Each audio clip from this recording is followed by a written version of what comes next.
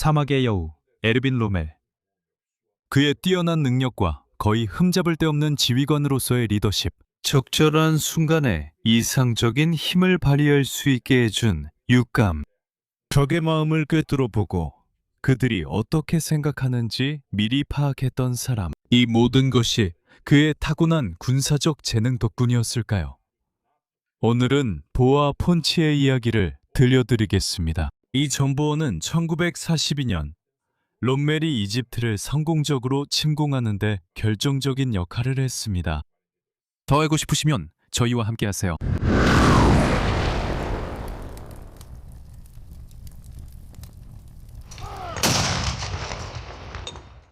전차 부대의 수, 전차 부대의 손실, 차량의 배치, 지휘관 교체, 그리고 영국군의 사기 상태까지 모두 파악하고 있었습니다. 이 모든 정보는 한스 오토 페렌트에 따르면 그는 독일의 사막 전역에서 에르빈 롬멜의 정보장교였습니다. 그리고 그는 자신의 회고록을 써서 1980년에 출간했습니다. 그는 1941년 상반기에 이러한 정보가 거의 전적으로 단 하나의 정보원, 그가 보아 폰치라고 이름 붙인 정보원에게서 나왔다고 말합니다. 그리고 그 정보원은 다름 아닌 카이로에 있는 영국군 사령부에 파견된 미국 군사 주재관이었습니다. 1896년 2월 7일 미국 일리노이주 리지팜에서 태어났습니다. 보너 프랭크 팔러스는 1916년 6월 웨스트 포인트 육군 사관학교에 입학하여 1918년 11월 해안포병대 소위로 졸업했습니다. 그의 이후 20년간의 경력은 미국 내 해안포병대 부대에서 전투보직으로 근무하는 것이었습니다. 하지만 또한 당시 태평양 한가운데에 있던 미국의 식민지였던 필리핀 군사지휘부에서 3번의 크고 오랜 기간 동안 복무하기도 했습니다. 그리고 그가 그 군도에서 3번째로 복무하던 시기, 그 무렵 폴러스는 더글라스 맥아더 장군을 위해 일하게 되었습니다. 맥아더 장군은 그 당시 필리핀 대통령의 군사고문으로 임명되었으며 그 전에는 1930년대 초 미국 육군 참모총장이었습니다. 필리핀에서 폴러스는 드와이트 아이젠하워 소령을 만나 함께 일하기도 했습니다. 그리고 두 사람이 오랜 시간 함께 일했음에도 불구하고 아이젠하워는 폴러스에 대해 그다지 호의적인 의견을 가지고 있지 않았습니다. 아이젠하워는 폴러스가 냉소적이고 빈정거리고 참을 수 없는 사람이라고 말했습니다. 그런데 1939년 유럽에서 제2차 세계대전이 시작됩니다. 그리고 전쟁이 시작된 지 몇 달 되지 않아 미국은 이미 영국을 지원하기 위해 군수물자를 영국군 사령부에 판매하기 시작합니다. 그래서 미국에서는 아메리카 퍼스트 위원회가 만들어집니다. 이 위원회는 어떤 일이 있어도 미국이 전쟁에 개입하는 것을 막으려는 고립주의자들의 모임입니다. 지금은 소련이 된 보너 폴러스도 아메리카 퍼스트 위원회의 일원이었습니다. 1940년 6월 베니토 무솔리니가 이탈리아를 제2차 세계대전에 참전시키면서 북아프리카 사막 전선이 열리게 됩니다. 그리고 이탈리아군이 전투가 시작된 이후로 공격에 나서지 않았음에도 불구하고 영국군이 공격의 주도권을 잡았습니다.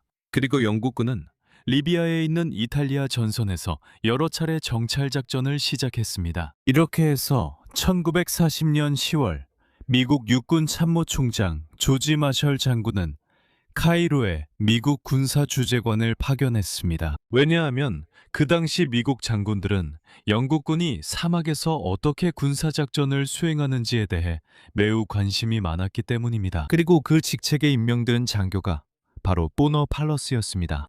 그달 말에 이집트에 도착한 팔러스는 북아프리카 사막전선에서 벌어지는 모든 영국군의 군사활동을 미국 장군들에게 보고하는 임무를 맡았습니다. 이를 위해 그는 블랙코드라고 불리는 외교 암호, 즉 전 세계 모든 미국 대사관에서 메시지 암호화에 사용되는 암호의 작동 지침이 담긴 서류 가방을 받았습니다. 미국인들을 점점 더 가까운 동맹으로 끌어들이고 싶었던 영국군 지휘관들은 곧바로 보너 펠러스를 이집트에서 가장 핵심적인 지휘부 내부로 들였습니다. 그래서 중동 주둔 영국군 사령관인 헨리 메이틀랜드 전보 윌슨 원수가 펠러스를 그 훈련에 참여시키도록 했습니다. 텔러스는 기본적으로 모든 지역과 모든 부대에 접근할 수 있었고 1940년 11월 25일과 26일에 사막에서 실시된 대규모 육군 군사 훈련에도 참여할 수 있었습니다. 팔러스는 아직 몰랐지만 그 훈련이 사실상 대규모로 진행될 것이라는 점이었습니다. 리처드 오코너 장군의 기갑 공격을 위한 리허설이었으며 이 공격은 12월 초에 이탈리아군을 상대로 리비아에서 시작될 예정이었습니다. 워싱턴에 보낸 첫 보고서들에서부터 펠러시는 자신이 문서에 기록한 내용의 세밀함과 정확성으로 큰 칭찬을 받기 시작했습니다. 그는 영국의 신형 보병 전차가 기본적으로 360도 회전하는 포탑과 강력한 장갑을 갖춘 완벽한 차량이라고 밝혔습니다. 그리고 그것은 이탈리아군이 도저히 상대할 수 없는 무기라고 했습니다. 그의 보고서에서 그는 영국군이 약 50대의 그 탱크를 보유하고 있지만 그중 7대는 정비 중이어서 자신은 43대의 탱크만 볼 수 있었다고 말했습니다. 그리고 그 43대의 탱크 중에서 48시간의 훈련 동안 무려 41대가 고장나서 수리에 들어가야 했다고 했습니다. 보너 펠러스가 설명하고 있던 그 탱크는 마틸다 2로 1940년 6월 프랑스에서 독일군을 놀라게 했던 차량입니다. 그리고 지금은 사막에 있었습니다. 정확히 50배의 차량이었고 이들은 12월 9일에 시작된 영국군의 공세인 컴퍼스 작전의 핵심이 될 예정이었습니다. 이 작전은 이탈리아령 키레나이카 전역을 점령하는 데 성공했습니다. 이 작전은 말 그대로 50대의 마틸다 전차 전부를 소모해버렸습니다. 펠러스는 1941년 한 해 동안 워싱턴에 매우 정확하게 정보를 계속 전달했으며 특히 그해 5월 크레타 섬에서 벌어진 영국군 작전에 대한 그의 보고서가 두드러졌습니다. 이 때문에 그는 불과 30일 만에 중령과 대령으로 잇따라 빠르게 승진했습니다. 하지만 보너 펠러스의 존재는 정말로 여기에 포함될까요? 1941년 9월 이탈리아의 수도 로마에서 바로 그곳에서 이탈리아 왕립군의 대형 정보기관인 세르비초 인포르마치오네 밀리타리가 체사레 아메 장군의 지휘 아래 이탈리아 수도에 있는 미국 대사관에 비밀 침투 임무를 수행했습니다. 아메 장군의 스파이들은 미국 대사관 직원으로 위장해 밤에 건물에 들어가 대사의 금고를 열고 그 안에 있던 블랙코드 매뉴얼을 꺼냈습니다. 그리고 모든 페이지를 사진으로 찍었습니다. 그리고 2시간 후 아무도 눈치채지 못한 채 문서를 제자리에 돌려놓고 금고를 닫았습니다. 코드를 손에 넣은 이탈리아인들은 지중해 전역의 여러 미국 대사관에서 보내는 메시지를 해독하기 시작했고 특히 카이로 주재 미국 군사 참사관의 외교 가방에 주목했습니다. 그리고 거기서 끝이 아닙니다. 그로부터 한 달 뒤인 1941년 10월 뉘르는베르크 근처 라우프에 있던 독일 감청소가 매일 보너 펠러스의 송신을 포착하던 중 군사 참사관의 메시지까지 해독하는 데 성공했습니다. 왜냐하면 펠러스는 자신의 메시지에서 항상 같은 용어를 반복해서 사용했기 때문입니다. 예를 들어 밀리드 밀리트바시는 워싱턴 군사정보국 워싱턴 등을 의미합니다. 그리고 아그와르 바시 역시 워싱턴 전쟁부 보좌관 워싱턴 등을 의미합니다. 즉 워싱턴에 있는 전쟁부의 보좌관입니다. 이러한 용어들을 해독한 이후 나머지 모든 메시지들도 읽을 수 있게 되었고 독일군도 아주 짧은 시간 안에 펠러스가 작성한 내용을 파악하게 되었습니다. 결국 독일군은 보너 펠러스의 메시지를 포착하고 번역하고 전달하는 데 단 2시간밖에 걸리지 않았습니다. 최전선에 있는 부대의 작전 지휘부로 전달했습니다. 제2차 세계대전의 첩보 활동과 비밀 작전은 제가 가장 좋아하는 주제 중 하나입니다. 그래서 저처럼 이런 주제를 좋아하는 여러분을 위해 준비했습니다. 제가 3년에 걸쳐 진행한 아주 흥미로운 연구가 이제 제 책으로 출간되었습니다. 오와 토모 커모 알마는 제2차 세계대전 중 극비리에 진행된 원자폭탄 개발과 사용의 역사를 다루고 있습니다. 이 책에서는 주인공들이 누구였는지, 어떤 이유로 일본의 목표 지점들이 그렇게 선정되었는지 알 수 있습니다.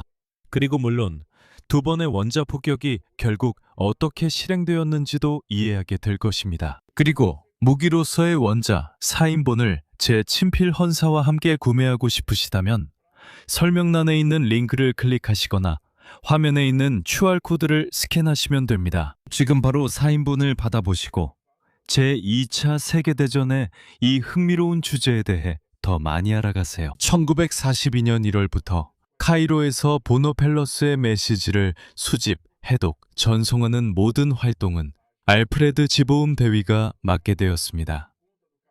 그는 나크리스텐 페어친첸동 아우프클레롱스 컴파니 621의 지휘관이었습니다. 즉 제621 신호 관측 및 정찰 중대입니다.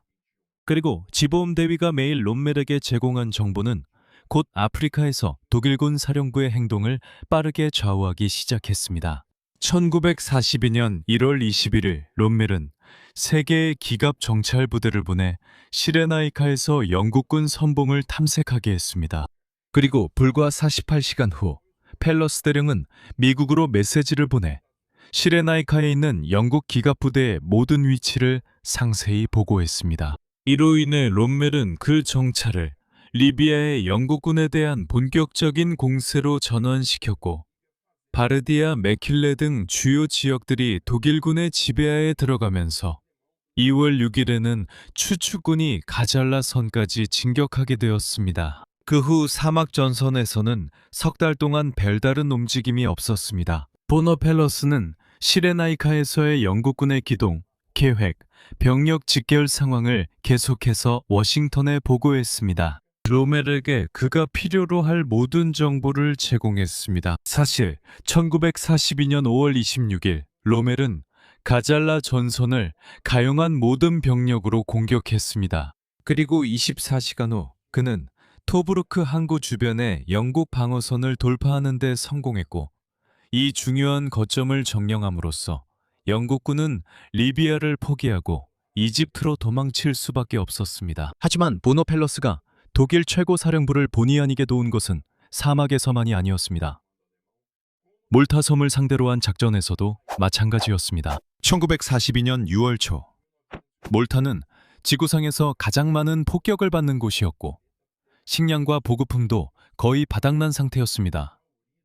며칠 내로 섬은 기아 상태에 빠질 상황이었습니다. 그때 영국군 지휘부는 절박한 결정을 내렸고 두 개의 호송대를 동시에 편성했습니다. 하나는 하푼으로 서쪽의 지브롤터에서 출발했고 다른 하나는 비거러스로 동쪽의 알렉산드리아에서 6월 11일 동시에 출항했습니다. 이러한 노력은 이탈리아군과 독일군의 공격 역량을 분산시켜 몰타가 전쟁 중 가장 힘든 시기에 보급을 받을 수 있도록 하기 위한 것이었습니다. 게다가 영국군은 지중해 전역의 독일군과 이탈리아군 비행장을 대상으로 특수부대 낙하산병을 봉헌한 공격도 계획했습니다. 가능한 한 많은 항공기를 파괴하여 해상에서 수송선단의 임무를 더 쉽게 만들기 위함이었습니다. 하지만 작전이 실행되기 전날 밤 보노펠러스는 워싱턴에 다음과 같은 메시지를 보냅니다. 6월 12일에서 13일 밤 영국군이 지중해 지역의 독일군 비행장 9곳을 낙하산병과 사막 장거리 정찰대를 동원해 공격할 계획이라는 내용이었습니다. 그 결과 독일군은 항공기지를 비웠고 영국 낙하산병들이 도착했을 때 그들은 신속하게 공격당하고 포로로 잡혔습니다. 한편 바다에서는 추축국 해군 항공전력이 두 개의 수송대, 하푼과 비거러스를 동시에 공격했습니다. 비거러스는 너무 심하게 공격을 받아서 말 그대로 알렉산드리아로 돌아가야 했습니다. 끝까지 몰타로 간 선박은 하나도 없었습니다. 그리고 하푼 수송대를 구성했던 6척의 선박 중 4척이 침몰했고 2척만이 간신히 몰타의 발레타 항구까지 도착할 수 있었습니다. 몰타인들은 바로 이 2척의 선박에 실려있던 보급품 덕분에 마침내 굶주림에서 벗어날 수 있었습니다. 하지만 이처럼 추축국이 엄청난 성공을 거두자 영국인들은 당연히 의심을 품게 되었습니다. 그리고 독일 암호를 해독하던 울트라 시스템, 영국의 블레칠리 파크에 있던 그 팀보다 더 의심을 품은 사람들은 없었습니다. 바로 그들이 독일군의 암호 해독 메시지를 추적하고 있었는데 영국 지휘부가 카이로 주재 미국 군사 담당관에게 전달한 정보와 매우 유사하다는 점을 알아차렸습니다. 심지어 그들은 독일군의 암호문을 해독했는데 그 안에는 영국군의 전술을 미국군에 비해 폄하하는 내용이 담겨 있었습니다. 이 사실로 인해 보너펠러스는 자동적으로 주요 용의자가 되었습니다. 이렇게 해서 6월 29일 보너펠러스는 블랙 시스템을 사용해 마지막 메시지를 보냈습니다. 그리고 다음 날 워싱턴은 블랙 시스템을 도입했습니다. 독일군이 알지 못했고 전쟁이 끝날 때까지 해독하지 못했던 군용 암호 시스템이었습니다. 오토 베렌트는 자신의 책에서 보아폰테가 더 이상 정보를 전달하지 않게 된 사실을 아쉬워하며 그 순간부터 아프리카 군단이 주요 정보원의 부재로 인해 눈이 멀게 되었다고 언급합니다. 1942년 7월 7일 보너펠러스 대령은 미국으로 다시 전근되었습니다. 그리고 그곳에서 그는 디스팅기시드 서비스 메달을 수여받았는데 이 메달은 그가 미군 지휘부에 전달한 정보의 가치를 인정하는 훈장이었습니다. 그가 롬멜의 주요 정보원이었던 기간 동안 펠러스는 실제로 아무런 잘못이 없었습니다. 그는 오히려 워싱턴에 보내는 메시지에서 블랙후드의 안전성에 의문을 제기하기도 했습니다. 하지만 미군은 영국군으로부터 정보 유출에 대한 경고를 받고 나서야 비로소 조치를 취했습니다. 1942년 12월 코르도바에서 보너펠러스는 준장, 즉 일성 장군으로 승진했습니다. 그리고 1943년 1월 그는 OSS, 즉 전략정보국에서 일하게 되었는데 이 기관은 CIA의 전신입니다. 그리고 OSS에서 그의 동료였던 사람은 전쟁이 끝난 후 그를 가장 앵글로포비아적인 장교, 즉 자신이 만난 사람 중에서 가장 반영감정이 강한 장교로 묘사했습니다. 1943년 8월 펠러스 장군은 태평양으로 전근되어 다시 한번 더글라스 메가더의 정보부서에서 근무하게 되었습니다. 그리고 제2차 세계대전이 끝날 때까지 그는 더글라스 메가더의 심리전 부서를 지휘했습니다. 일본 전선과 일본 도시들에 투하될 다양한 자료들을 개발했습니다. 전쟁의 마지막 해에는 군인들과 민간인들에게 자신들의 정부에 맞서 반란을 일으키고 항복하여 전쟁을 끝내라고 촉구했습니다. 더글라스 메가더의 전쟁 종결 계획은 즉 히로히토 천황의 권력을 유지하는 것이 포함되어 있었습니다. 사실 보너펠러스가 깊이 관여했는데 그가 메가더에게 보고서를 작성해서 미국의 평화 정착이 천황 본인이 직접 지지할 경우 훨씬 더 성공적일 것이라고 말했습니다. 즉 천황이 모든 것이 괜찮다고 말한다면 일반 일본인들은 미국의 점령을 훨씬 더 잘 받아들일 것이라는 의미였습니다. 그리고 미국의 지휘부가 일본 수도에 자리 잡자 보너펠러스는 극동 전범 재판소에서 재판을 받을 A급 전범 피고인 전원과 직접 접촉할 수 있었습니다. 그리고 그들과 함께 그는 모든 피고인들이 히로히토 천황을 전쟁 작전에 관련된 어떤 행동에서도 제외시키기로 결정하는 공통된 서사를 만들어냈습니다. 그리고 마지막으로 젊은 왕자 아키히토, 즉 미래의 일본 천황에게 영어와 서양 문화를 가르칠 미국인 교사 엘리자베스 바이닝을 가정교사로 선택한 것도 바로 그였습니다. 보너펠러스 장군은 1948년에 예비역으로 전역했으며 1948년 10월 7일 77세의 나이로 세상을 떠났습니다. 1973년에 사망하여 미국 수도에 있는 알링턴 국립묘지에 안장되었습니다. 그리고 2012년에는 군사 역사에 관심이 없는 사람들조차 보너펠러스라는 인물을 알게 되었습니다. 왜냐하면 그는 영화 임페로에 등장했기 때문인데 이 영화는 제2차 세계대전이 끝난 직후 일본에 대한 미군 점령 초기의 이야기를 다룬 드라마입니다. 이 영화에서 더글라스 메가더 장군은 토미 리 존스가 연기했습니다. 그리고 그 당시 드라마 로스트로 매우 유명했던 배우 매튜 폭스가 이 영화의 주인공인 보너펠러스 장군 역을 맡게 되었습니다. 이제 여러분께 묻겠습니다. 어빙 롬멜 최고의 스파이였던 보너펠러스 장군에 대해 이미 알고 계셨나요? 영화 임페러에서 그를 본 기억이 나시나요? 댓글로 알려주세요. 그리고 제2차 세계대전의 비밀작전에 대해 더 알고 싶으시다면 제 책 무기로서의 원자를 읽어보세요. 설명란의 링크나 화면의 QR코드를 통해 사인된 책을 구매하실 수 있습니다. 이 영상이 마음에 드셨다면 친구들과 공유해 주시고 좋아요도 눌러주세요. 그리고 살라데 귤라 채널을 구독하셔서 앞으로도 놓치지 마세요. 여기서 인사드리며 시청해주셔서 감사합니다. 살라드 게러에서 따뜻한 인사 전합니다.